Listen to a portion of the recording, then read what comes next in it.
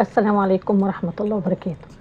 لو عايز تعرف علامات حب ربنا ليك، هتعرف أول حاجة إنه بعدك عن كل المعاصي اللي أنت كنت بتعملها، إنه كملها عليك بالستر، وبعدك عن كل حاجة ممكن تكون أنت بتعملها وأنت عارف إنها معاصي، وعارف إنها يعني إنها بتغضب ربنا سبحانه وتعالى. بعدك عنها سبحان الله، ده أول حاجة تعرف إن ربنا بيحبك. طب تاني حاجة أعرف إن ربنا بيحبني إزاي؟ أما بيقربك ليه، أما بيخليك تبعد عن الدنيا ونزواتها، وتبعد عن كل حاجة فيها إغراء، فيها فتنة، فيها أي شيء، ويقربك منه، تعرف إن ربنا سبحانه وتعالى راضي عنك.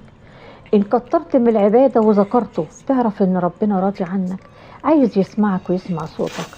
كنت كثرة العبادة، كثرة الاستغفار، تعرف ان ربنا عايز يسمع صوتك، وده من حب ربنا فيك، ان عايزك دايما تذكره، دايما تذكره. هو ده، تعرف ان دي العلامات اللي ربنا بيحبك فيها. وفي علامات كتير هنقولها في الفيديو اللي جاي.